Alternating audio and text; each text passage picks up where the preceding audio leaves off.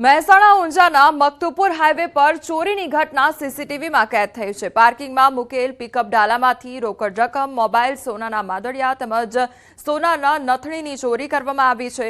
Highway પર સમ્રાટ થ્રેસરના પાર્કિંગમાં મૂકેલ પિકઅપ ડાલામાંથી ચોરી થઈ હતી। રાજસ્થાનથી મકતુપુર આવેલ ઓમારામ માળી સાથે આ ઘટના બની હતી। ટોટલ 1,15,000 રૂપિયાના મુદ્દામાલની ચોરી થઈ હતી। તો ઊંઝા પોલીસ મથકે આ મામલે સીસીટીવીના આધારે વધુ તપાસ હાથ ધરવામાં આવી છે।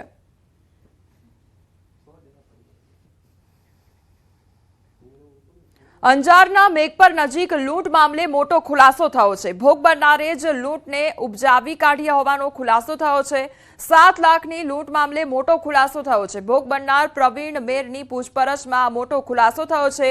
લૂંટ ઉપજાવી કાઢેલી વાર્તા રચી દીધી હતી અને લૂંટની રકમ મિત્ર નાગપાલસિંહને આપી દીધી હતી। તો પોલીસે લૂંટનો મુદ્દામાલ કબજે કર્યો છે।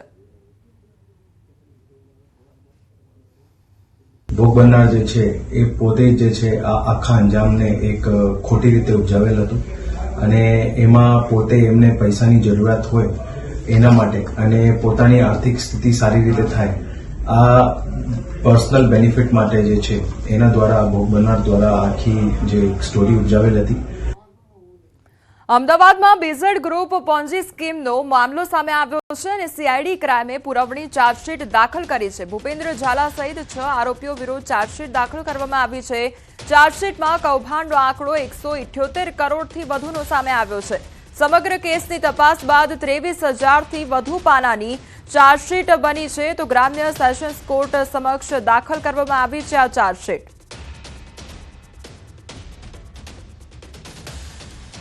સુરત કોસંબામાં બાઇક અને ડમ્પર વચ્ચે અકસ્માત સર્જાયો અને ડમ્પરે ટર્ન મારતા બાઇક ચાલકને અડફેટે લીધો હતો। બાઇક ડમ્પર નીચે ફસાઈ ગઈ હતી તો બાઇક બહાર નહીં નીકળતા ડમ્પર બાઇક પરથી કાઢવું પડ્યું હતું અને બાઇક રોડ સાથે ઘસડાતા આગ પણ લાગી હતી। તો તાત્કાલિક ડમ્પરની અંદરથી ફાયર એક્સટિંગ્યુશર અને ધૂળ નાખી આગ પર કાબુ મેળવી લેવામાં આવ્યો હતો। સદનસીબે કોઈ જાનહાનિ સર્જાઈ ન હતી। કોસંબા પોલીસ ઘટના સ્થળે પહોંચી આવી હતી।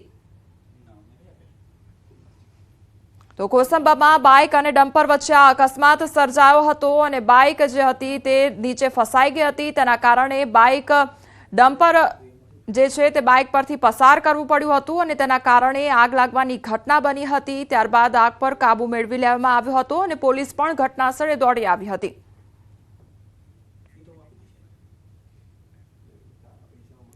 વડોદરામાં માતા પિતા માટે લાલબત્તી સમાન કિસ્સો સામે આવ્યો છે। ડેસરની 4 વર્ષની બાળકી એલઈડી બલ્બ ગળી ગઈ અને ચોકલેટ સાથે ફ્રી આવેલ રમકડાએ 4 વર્ષની બાળકીનો જીવ જોખમમાં મૂકી દીધો।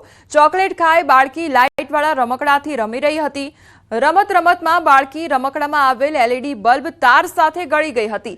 માતાને જાણ થતાં બાળકીને સારવાર માટે હોસ્પિટલમાં લઈ ગયા હતા। સોનોગ્રાફી અને એક્સરે કરાવતા બાળકીના શરીરમાં આડી થઈ ગયેલ તાર સાથેની એલઈડી લાઇટ જણાઈ આવી હતી। તબીબી ટીમે એન્ડ્રોસ્કોપી કરીને બાળકીના શરીરમાંથી એલઈડી બલ્બ બહાર કાઢ્યો। શેખ ફળિયામાં રહેતી અકીલા હુસૈન દિવાનને ડેસરની ખાનગી હોસ્પિટલમાં ખસેડવામાં આવી હતી। તો બાળકી આ જે એલઈડી લાઇટ હતી તે ગળી ગઈ હોવાની ઘટના સામે આવી હતી। જે રમકડું ખાવાની સાથે આવતું હોય છે તે ગળી ગઈ હતી અને ત્યારબાદ એક્સરે તેમજ રિપોર્ટ કર્યા બાદ માતા પિતાને જાણ થઈ હતી। જૂનાગઢમાં પ્રોફેસરે ગુરુની ગરિમાને લજવી કાઢી છે। વિદ્યાર્થીનીને નાપાસ કરવાની ધમકી આપી પજવણી કરી હતી। મોબાઈલમાં મેસેજ કરી બીભત્સ શબ્દો લખ્યા હતા। મહેસાણની સરકારી વિનયન કોલેજનો આ બનાવ સામે આવ્યો છે। સચિન પીઠડિયાની જો વાત કરવામાં આવે તો જૂનાગઢનો આ સમગ્ર મામલો છે કે જ્યાં વિદ્યાર્થીની સાથે પજવણી કરવાનો મામલો સામે આવ્યો છે। નાપાસ કરવાની ધમકી આપી હતી વિદ્યાર્થીનીને અને ત્યારબાદ પજવણી કરવાનો મામલો સામે આવ્યો છે। તો ભેસાણની સરકારી શાળાની આ ઘટના સામે આવી છે કે જ્યાં પજવણી કરવામાં આવી હતી। શિક્ષણ વિભાગને રિપોર્ટ કરાયો હોવાની માહિતી પણ સામે આવી છે। ઇન્ચાર્જ પ્રિન્સિપાલે તપાસના આદેશ પણ આપ્યા છે। તો શિક્ષણ વિભાગને રિપોર્ટ કરાયો હોવાની માહિતી સામે આવી છે। તો જૂનાગઢનો આ સમગ્ર મામલો સામે આવ્યો છે કે જ્યાં વિદ્યાર્થીનીની પજવણી કરવામાં આવી હતી, નાપાસ થઈ જશે તે પ્રકારની ધમકી આપવામાં આવી અને ત્યારબાદ તેની પજવણી કરવામાં આવી હતી. નાપાસ કરવાની ધમકી આપીને પજવણી કરાઈ. ભેસાણની સરકારી વિનયન કોલેજનો આ બનાવ સામે આવ્યો છે. મોબાઈલમાં મેસેજ કરી બીભત્સ શબ્દો લખવામાં આવ્યા હતા. સંવાદદાતા અતુલ અમારી સાથે જોડાઈ ગયા છે. અતુલ, વિદ્યાર્થીનીની પજવણીનો આ મામલો, શું અપડેટ? જી કોમલ, આપને ચોખ્ખા જોયું કે જે ભેસાણની સરકારી વિનયન કોલેજના જે પ્રોફેસર છે પીઠડિયા, સચિન પીઠડિયા, તેમણે વિદ્યાર્થીઓને એક બીભત્સ મેસેજ કર્યા હતા અને બીભત્સ મેસેજની અંદર તેણે જે પ્રકારના શબ્દોનો ઉપયોગ કર્યો હતો તેને લઈને વિદ્યાર્થીનીઓની લાગણી દુભાઈ હતી અને તેને પણ જે પીઠડિયા સાહેબ છે તેને મેસેજ કરીને કીધું હતું કે સર આવા મેસેજ ના કરો, મને ઘરે તકલીફ પડશે. તો સાહેબે તેને નાપાસ થવાની ધમકી આપી હતી, છતાં તેને જે વેરવેશ હોય છે તેની ઉપર પણ કોમેન્ટ કરી હતી. આ બાબતે જે ઇન્ચાર્જ પ્રિન્સિપાલ છે ત્યાંના જે ભેસાણ સરકારી વિનયન કોલેજના, તેને આ બાબતે વાત ધ્યાને આવતા તેને વિદ્યાર્થીઓને બોલાવીને આ બાબત પૂછા કરી હતી. પણ આ જે ચેટ થયું છે તે વાયરલ થઈ જતા સોરઠના શિક્ષણ જગતમાં ભારે ચકચાર મચી જવા પામી છે કે આ રીતે પ્રોફેસર વિદ્યાર્થીનીઓને આ રીતે હેરાન પરેશાન કરી મૂકે છે અને તેની સામે આવી માગણી કરી છે. તેને અને પ્રોફેસર સામે ફિટકારની લાગણી વરસી છે. હાલ હજી સુધી કોઈ પોલીસ ફરિયાદ કરવામાં આવી નથી. પ્રિન્સિપાલ સાથે વાત કરતા તેમણે કહ્યું છે કે કોઈ જો આગળ આવશે, કોઈના વાલી અથવા વિદ્યાર્થીનીઓ, તો ચોક્કસ આની સામે ફરિયાદ કરવામાં આવશે.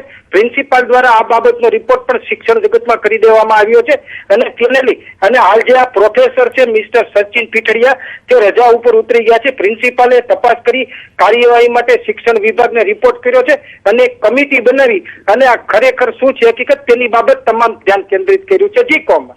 જી અતુલ, સમગ્ર માહિતી બદલ આપનો આભાર. સુરતમાં ખંડણીખોર કોર્પોરેટર રાજુ મોરડિયાની ધરપકડ કરવામાં આવી છે. રાજુ મોરડિયાએ ડિમોલિશન કરાવવાની ધમકી આપી રૂપિયા પડાવ્યા હતા. રોડનું કામ અટકાવી ફાર્મ માલિક પાસેથી પણ 50,000 રૂપિયા પડાવ્યા હતા. કોર્પોરેટર વિરુદ્ધ 2 ફરિયાદ નોંધાતા પોલીસે ધરપકડ કરી છે. રાજુ મોરડિયાએ અનેક લોકોને બ્લેકમેલ કરી રૂપિયા પડાવ્યા હોવાની આશંકા છે. ત્યારે ભોગ બનનારને પોલીસનો સંપર્ક કરવા અપીલ કરવામાં આવી છે. તોડબાજ નકલી પત્રકાર બાદ હવે કોર્પોરેટરની પણ ધરપકડ થતા ખંડણીખોરોમાં ફફડાટ ફેલાયો છે. પંચમહાલના ગોધરા પ્રાંત અધિકારી તેમજ તેમની ટીમે લીલેસરા નજીકથી અનધિકૃત રીતે લાકડા ભરેલા ટેમ્પો ઝડપી પાડ્યો છે અને આ લાકડા ભરેલા ટેમ્પોને અટકાવતા ટેમ્પો ચાલકે પ્રાંત અધિકારીને ધમકી આપી ફરાર થવાનો પ્રયત્ન કર્યો છે. ટેમ્પો ચાલકે એસડીએમ અને સરકારી કર્મચારીઓ સાથે હલ્લાબોલ કર્યો. ઘટનાને લઈ પોલીસે 5 આરોપીઓ સામે ગુનો નોંધ્યો છે તો 2 આરોપીઓની ધરપકડ કરાઈ છે તેમજ લાકડા ભરેલો ટેમ્પો કબજે કરવામાં આવ્યો છે. થઈ ગયેલો આને બચાવવા માટે કેટલાક ટોળાના લોકો ભેગા થઈ ગયેલા અને આ લોકોએ હલ્લાબોલ કરતા આ ટેમ્પો ચાલક એનો લાભ લઈ અને ભાગી ગયેલો. આની અંદર આ આરોપીઓ કુલ 5 આરોપીઓ છે જેઓ એકબીજાને મદદગારી કરી અને આ ગુનો આચરેલો હોય, જેથી ફરિયાદીએ બી ડિવિઝન પોલીસ સ્ટેશનની અંદર ફરિયાદ આપતો ગુનો રજીસ્ટર કરેલ છે. નવસારીમાં જલાલપોરના મરોલી ગામમાં ડિજિટલ અરેસ્ટની ઘટના બની છે. મરોલીના તબીબ ચેતન મહેતાને વિડીયો કોલ દ્વારા ડિજિટલ અરેસ્ટ કરી 6 લાખ રૂપિયા પડાવ્યા તો આધાર કાર્ડ પર ફ્રોડ ખાતું ખોલાવાની વાત કરી ફરિયાદ નોંધાવવાની ધમકી આપવામાં આવી હતી. કેસ સીઆઈડી ક્રાઇમમાં સોંપવાનો ડર બતાવી અલગ અલગ